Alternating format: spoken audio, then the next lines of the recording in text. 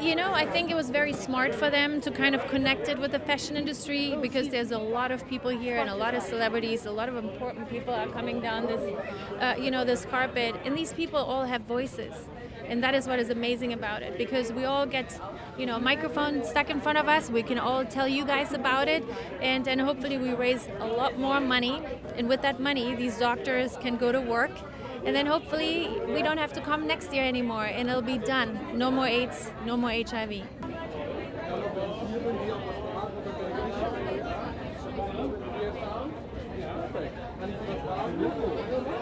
I mean, Anna Wintour is an absolutely amazing woman, a phenomenon.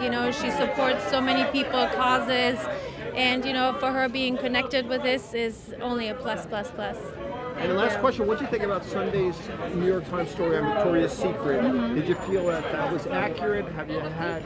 I think there's so many important stories that need to be told and voices need to be heard, and I just hope the truth always comes out at the end of any story that you hear. So I'm eager to follow it, to hear what happened. All right, thank you. Thank you. Thank you.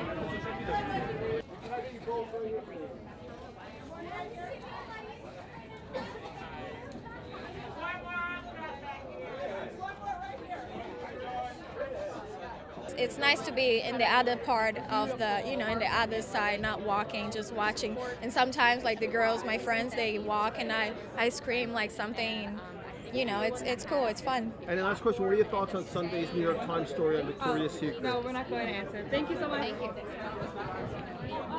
Something we got tonight, for a lot of money, which that money goes again to the Victoria Park. Of course, you...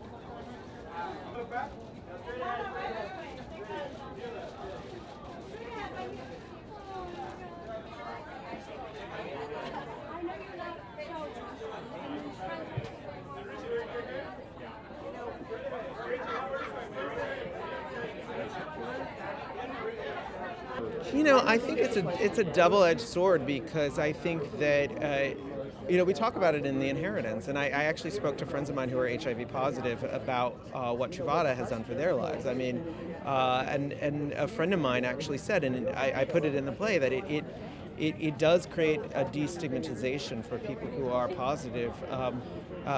He also said that it lessens some of the intimacy that comes from having to really have a conversation with a partner about their status. I worry, I always worry, and not just because of Truvada, I worry about memories being short, that the fight for a cure, the fight for a vaccine will fade once the heat is turned down on the, and we must always, and this is why organizations like amfAR are essential, to remind people that no, this fight is far from over. Just because middle-class gay men have access to Truvada, you know, there's an epidemic among black men in the South, men who have sex with men. The resurgence of HIV is an epidemic. It doesn't look like the people who have, you know, their senators and their representatives answer their calls, and so it's become a disease of poverty now, and it's become a disease of color, and that is, we need to remind America that is just as much an epidemic as it was in the 80s and 90s.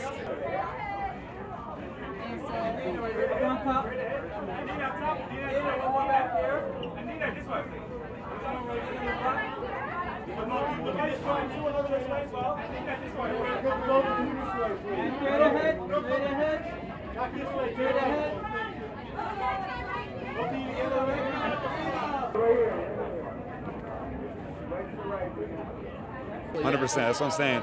Being able to speak about it. I've lost friends to HIV and AIDS, and some of them it could have been fixed. You know, they were just the idea that the stigma about coming forth with that is, you know, they lost their lives. So I think now we're past that. It's not something that's taboo. You know, we can speak about it, and we have nights like this, like to have raised awareness. So it's important to keep moving.